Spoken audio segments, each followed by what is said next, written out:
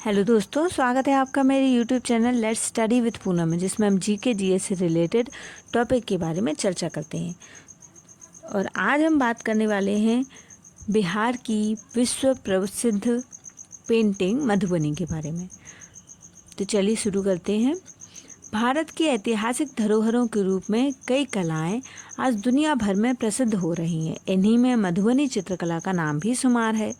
चटकीले रंगों और रेखाओं से बनाए गए ये पेंटिंग्स देश विदेश में खूब पसंद की जा रही हैं। लेकिन भारत का इतिहास खुद में समेटे इन चित्रकलाओं को बनाने की शुरुआत कैसे हुई और इनकी खासियत क्या है, इनके बारे में हम जानने का आज प्रयास करेंगे। बिहार के मधुबन जिले से हुई थी मधुबनी चित्रकला की शुरुआत। मधुबनी जिला मिथिला संस्कृति का केंद्र रहा है। मिथिलांचल क्षेत्र में इस चित्रकला की शुरुआत हुई थी, इसलिए मधुबनी चित्रकला को मिथिला चित्रकला या मिथिला पेंटिंग्स के नाम से भी जाना जाता है। एक छोटे से जिले से शुरू होकर पूरे विश्व पटल पर मधुबनी पेंटिंग्स अपनी धाक जमा चुकी है। आक्रामकों के हमले, लूटपाट और गुलामी से लड़ते लड़ते भारत की कलाओं ने अपना दम तोड़ दिया। लेकिन लघुकालिक होते हुए भी मधुबनी चित्रकला ने न केवल मिथिलांचल के इतिहास को खुद में संजोकर रखा, बल्कि उसे पूरी दुनिया में अमर कर दिया। उस विश्व प्रसिद्ध चित्रकला को आपने देखा तो जरूर होगा, लेकिन इसका उद्गम कैसे हुआ, कैसे इसने दुनिया भर में ख्याति कमाई, इस बारे में बहुत कम लोग जानते हैं। ऐसा माना जाता है कि मधुबनी चित्रकला की शुरुआत रामायण काल में हुई थी। जनकपुर के राजा जनक, जो देवी सीता के पिता थे, उन्होंने राम और सीता जी के विवाह के अद्भुत क्षणों को तस्वीरों में कैद करने के लिए इस चित्रकला को बनाने का आदेश दिया था। वहाँ की महिलाओं ने दीवारों, जमीनों पर इस चित्रकला की शुरुआत की और सीता राम के विवाह के कई मनमोहक दृश्य इस चित्रकला में दिखाए जाते हैं। इसी तरह हुआ था मधुबनी या मिथिला चित्रकला का उद्गम। इसके बाद से इस क्षेत्र की महिलाओं ने इस चित्रकला को उत्सव, त्योहारों पर अपने घर में यानी दीवारों पर और जमीन पर बनाना शुरू किया। यह शादी, मुंडन, पूजा आदि जैसे शुभ अवसरों पर बनाए जाने लगे। यह सिर्फ मधुबनी तक ही नहीं, बल्कि मिथिलांचल के अन्य भागों जैसे दरभंगा, सहरसा, पूर्णिया और नेपाल के कई हिस्सों में भी खूब देखने को मिलती है।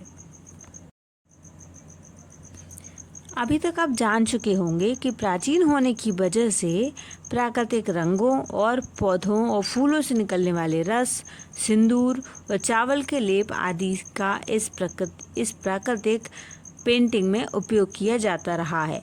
पेंटिंग के लिए ब्रश नहीं, बल्कि बांस की पतली लकड़ियों से इसे बनाया जाता रहा है। बांस की लकड़ियों के अलावा इसे बनाने के लिए माचिस की तीलियां और उंगलियों का भी उपयोग किया जाता है। प्राकृतिक रंगों के इस्तेमाल के कारण इस चित्रकला की प्रकृति से गहरा रिश्ता है। अब तो इसे बनाने के लिए केमिकल युक्त रंगों का इस्तेमाल, कपड़े और कैनवास आदि का उपयोग किया जाने लगा है, लेकिन पहले इसे सिर्फ दीवारों और जमीनों पर ही, और वो भी नेचुरल रंगों से बनाया जाता था। इस चित्रकला के लिए इस्तेमाल की जाने वाली चीज़ों के साथ साथ इसमें दर्शाए गए दृश्य भी प्रकृति से जुड़े होने का आभास कराते थे। पेड़ पौधे, पक्षी, जानवरों आदि के साथ साथ मधुबनी चित्रकला में ज़्यादातर देवी देवताओं से जुड़ी पौराणिक कहानियों की झलक दिखाई जाती थी। इसलिए माना जाता है कि इसकी शुरुआत सीताराम के विवाह से हुई। इसलिए इस चित्रकला में बहुत हद तक देवी देवताओं को शामिल किया जाता था। इस तरह सीताराम के विवाह की झांकियाँ, शिव पार्वती, राधा कृष्ण के प्रसंग आदि मधुबनी पेंटिंग में दिखाए जाते थे। मधुबनी चित्रकला में बिहार के महापर्व छठ की भी अनोखी झलकें देखने को मिलती थी। ऐसे ही कई पौराणिक कथाओं और प्राकृतिक सुंदरता की झलक आपको इस चित्रकला में देखने को मिलेगी। अब इस चित्रकला की खासियत के बारे में जानते हैं। इस चित्रकला को बनाते समय छायांकन को शामिल नहीं किया जाता, यानी ये चित्र सपाट बनाए जाते हैं। अन्य चित्रकलाओं की तरह इसे छाया या गहराई दिखाने की कोशिश नहीं की जाती।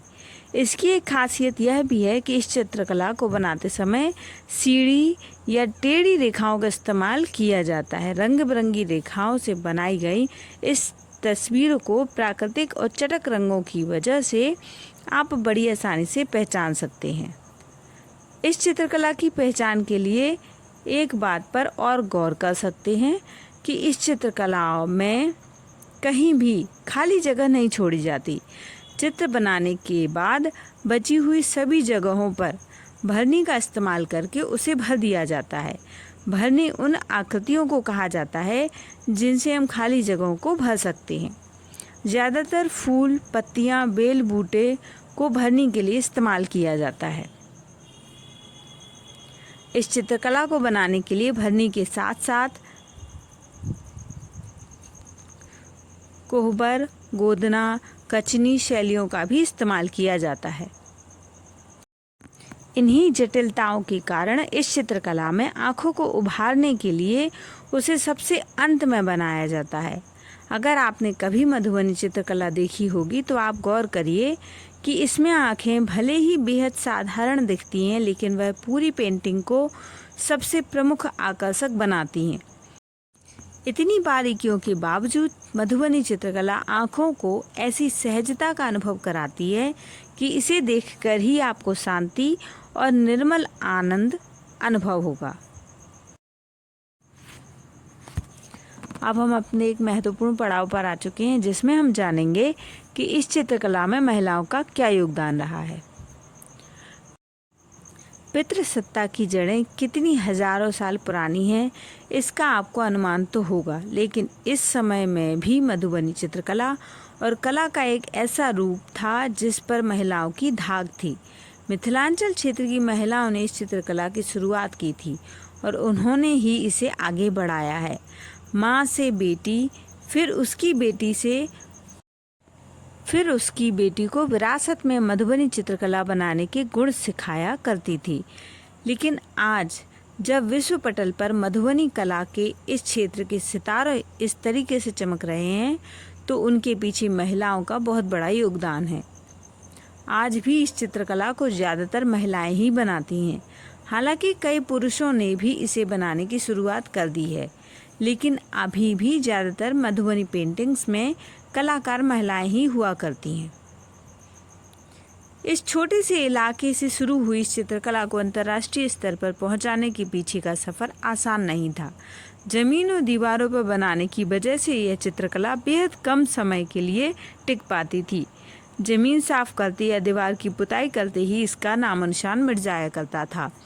लेकिन जब अंग्रेज भारत आए तो उन्होंने इस चित्रकला का नमूना देखा, तो व्यापार के लिए उन्होंने उसे कपड़े और कैनवस पर बनवाना शुरू किया। ऐसे ही धीरे धीरे विदेशों में मधुबनी प्रख्यात होने लगी। इसके लिए मिथिलांचल क्षेत्र में आए अकाल के दौर में उन्हीं पेंटिंग्स के जरिए कई महिलाओं ने अपने घरों की 2 वक्त की रोटी का इंतजाम किया।